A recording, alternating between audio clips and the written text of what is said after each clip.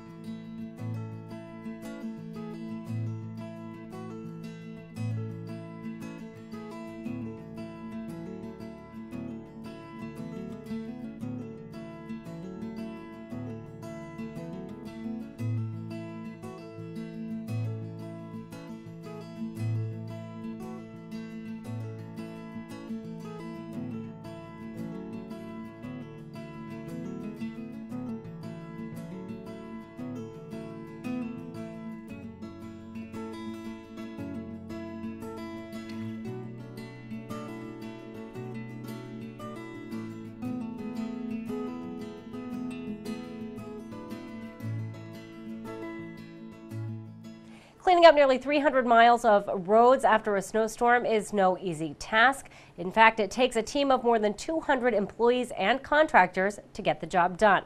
General Foreman P.J. Kelleher mans the snow and ice room, coordinating the effort from the Department of Public Works Highway Division on Route 28. Kelleher says the cleanup effort begins even before the first snowflake falls. What we do is we just kind of keep the radar going and do our best guess as being meteorologists. As to what we see, figuring out whether the snow's here, if it's sleet, what the weather pattern is going to look like, and how long the weather is going to last. Kelleher says watching forecasted models of storms is a huge part of decision making in the snow and ice room. I can only imagine how they used to do it without computers and the internet. I mean, we go through 6, 7 websites at a time trying to make our best guess as to from each one and make one group as to what we think is going to happen. Once Kelleher and his crew have an idea of what to expect, the next step is laying out the cleanup plan. Crews use a large map to identify and assign routes. Kelleher says priority number 1 is to get main roads clear. Yeah, everyone knows what a main road is. It's one everyone uses to get somewhere. A secondary road would be your neighborhood streets, your side streets. Main roads, the obvious ones, you have 132, 149, but then you get into Old Stage, Finney's Lane, roads like that. The major difference on a main road is you'll see the size of the trucks. The main roads have very big ones, 10-wheelers, 6-wheelers, Sanders on them. The secondary roads have 1-ton trucks, pickup trucks, things of that nature. And one of the main things that is the difference on a main and a secondary is a main road obviously is out first. We need to open those first before we can get into the secondary. So you may live on a smaller street and you live on the corner. And the one road that your house is on, you see the big trucks come by, they're out there first, the road looks nice and plowed, but the other side of your house only has snow on it. We are getting out there, we are operating, but the main roads are always first. Kelleher says making sure main roads are cleaned first is really important for public safety. Public safety is our main reason why we do it. We want to make sure that everybody can get to where they need to be in an emergency. The emergency vehicles can get there as easily as possible. We do stay in constant contact with the fire department, police department. They have a direct line right to our office. So if they do run into a problem, we haven't gotten to a road yet, we can immediately dispatch a guy right over there to open the road up and have the ambulance get down the road and get to someone's house. Once main roads are cleared, private contractors can begin focusing on secondary roads. Kelleher says contractors are assigned routes and he keeps track of who is where on the snowboard. And the map's broken down, on the big map, it's broken down into individual secondary routes, which essentially they're the side streets, the neighborhoods. Each one's we have 56 of them. Each one's broken down to about 4 to 5 miles of road. Each individual map has one contractor or one of our own people in it, depending on if we had enough contractors this year, breakdowns, things of that nature.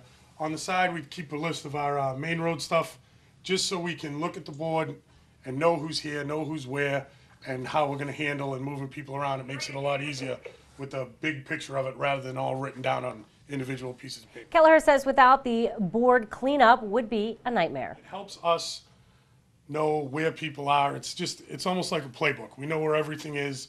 We can move it all around, and it helps us speed the process along instead of trying to chase it all down and make calls on the radio. And with the public, it's a very big town. We do have them out there. They have a lot of roads to cover.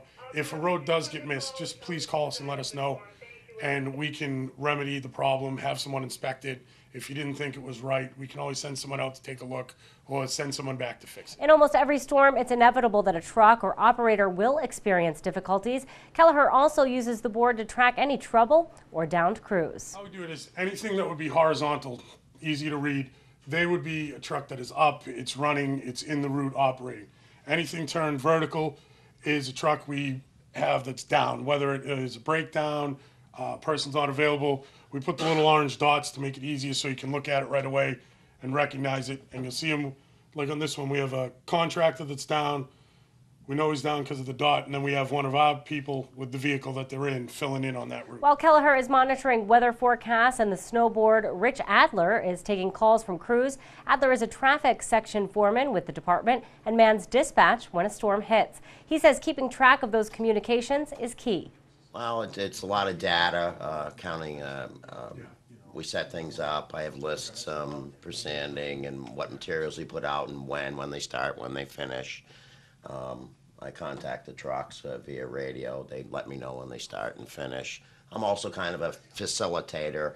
If they have a repair issue, or I can email the mechanics and let them know about it. I take some calls on the phone, and I also call public safety personnel if there's an issue with an accident or something like that.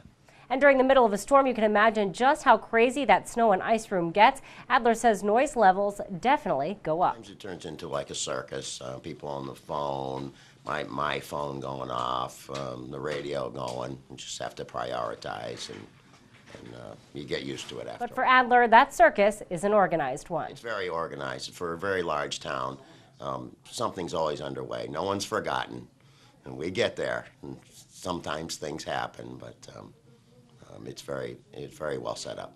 I used to work for another town, and there was no organization like we have here. Helping to keep operations running smoothly is Administrative Assistant Sheila Jones. Jones is often fielding calls from concerned residents during storms. And any particular situations we make note of, and if it's something that needs to go into the snow and ice room for the foreman to know about, we make a notation of that and make sure it gets in there. And then from there, the other ones that take it and determine whether the truck driver should be contacted, or they just notify them of the complaint. Kelleher says if they get a complaint, they can quickly use the snow and ice board to talk to someone in the field working in that area. We know who's on the route, if it was a contractor, our person, and then we also have sheets with each, say, 7 maps is inspected by one of our people who just kind of oversees the whole thing. They're the middleman between a contractor and the room here, so we don't get called by 56 people. We only have 6 people that keep in contact with us. And if we know a road's down, we can find it on the map, find out who's in it, and then pass it on to the inspector to have that individual person check the road, or have they been down it, or did they just go down it, or if they have broken down and they're not available to get down. During major storm events, residents can stay up to date on DPW activities online at the town's website or Facebook page. I'm Sarah Mannel.